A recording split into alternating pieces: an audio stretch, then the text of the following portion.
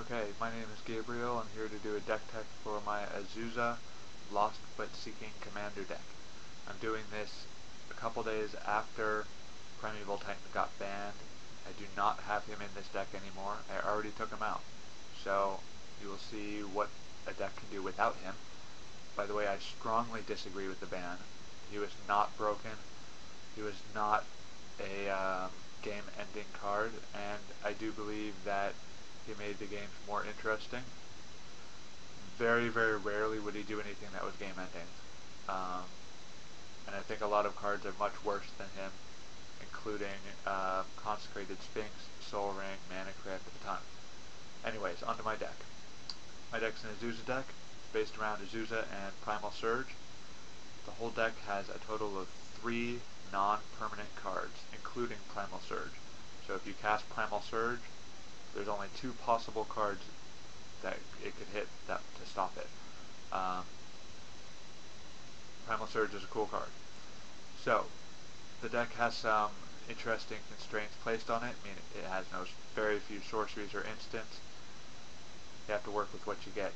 The deck's also missing a few cards. Eternal Witness, Raphellos, Kozilek, and maybe a couple others. But, like Mana Crypt. There. But I'm not made of money. I also have found that cards like Raphellos that don't give you value either coming into play or leaving play are not as good in 4-player games. They'll destroy in 1-on-1, but in 4-player they're not as good. Kozilek I would like because it's card draw, but I freaking hate Annihilator. I hate Eldrazi.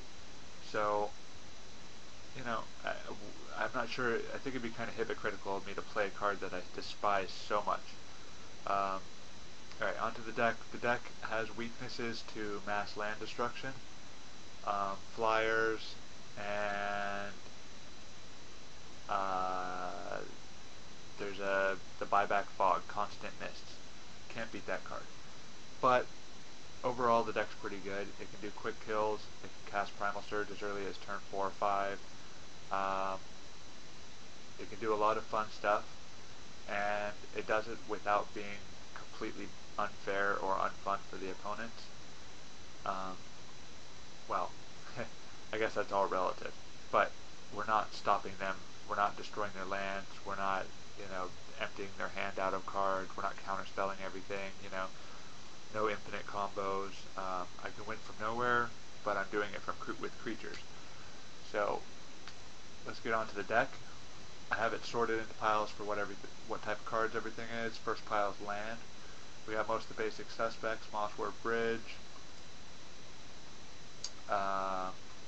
Vesuva, Temple of the False Gods, Reliquary Tower, Mystifying Maze, and Maze of Ith. High Market as a way to sacrifice stuff. Haunted Fengraf, just because it's value.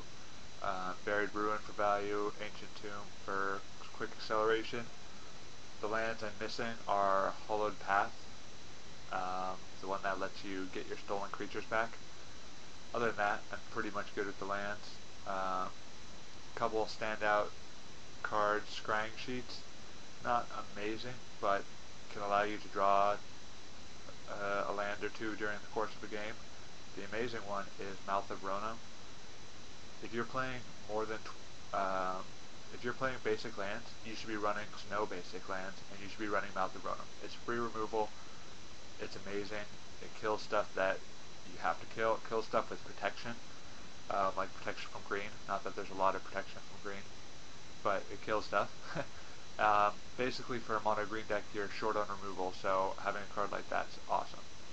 Onto the deck. Sculpting Steel, general value. We got Asceticism, Lightning Greaves, and Swiftfoot Boots to protect our stuff. 2 tutors, Fauna Shaman and Fierce Empath.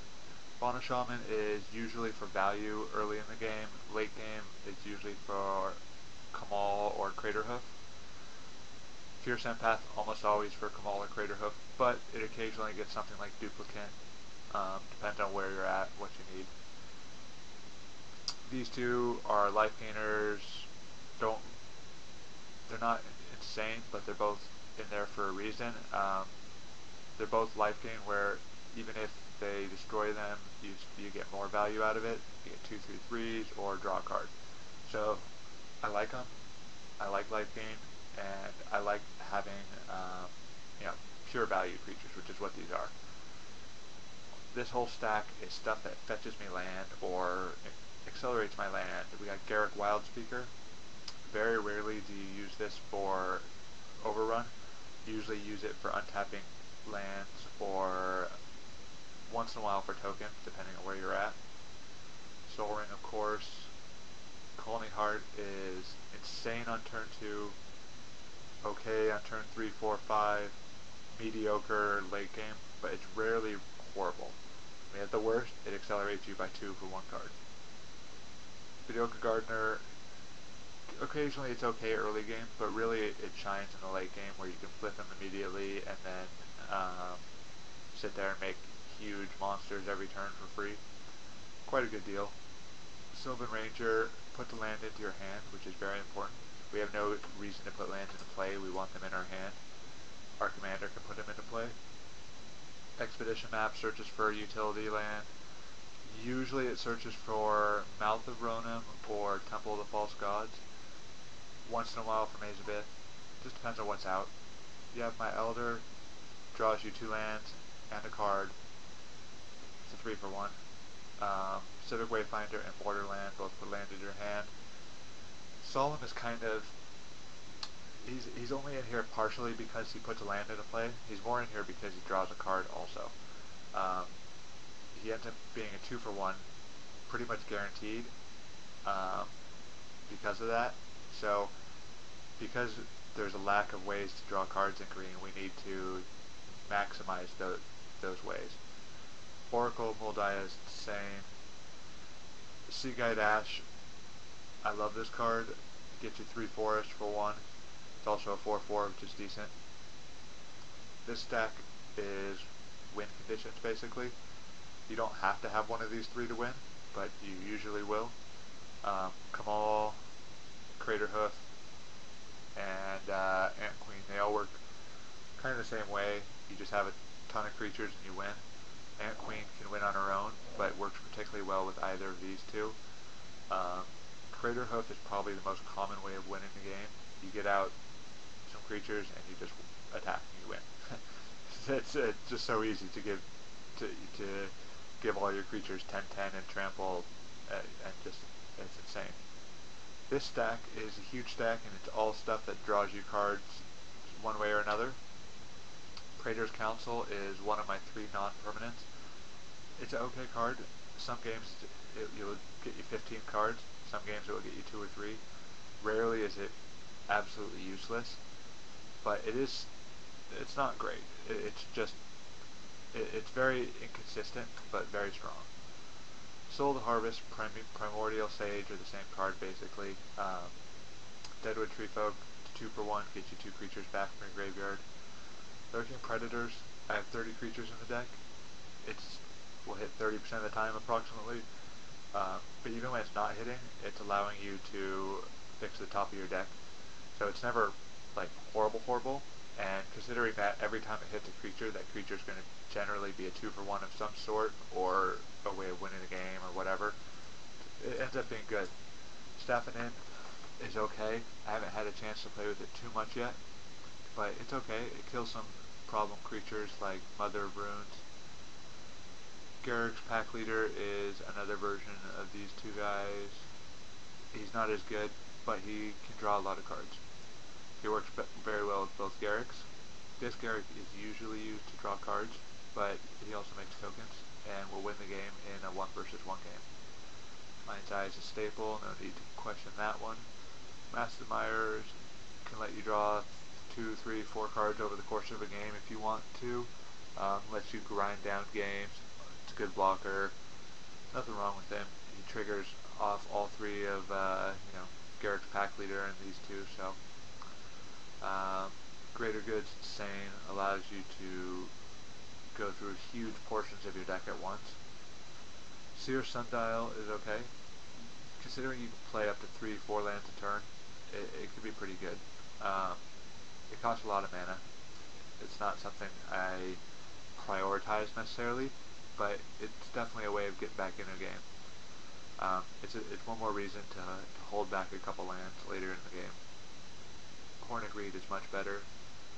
It works for everybody, but it only works when they play a land. It doesn't work from like Solemn Simulacrum. So you play it, you immediately play 3 lands, draw 3 cards. Everyone else gets to draw 1 card. It's your turn again. You play 3 more lands and draw 3 more cards. It's pretty huge. Skull Clamp's value.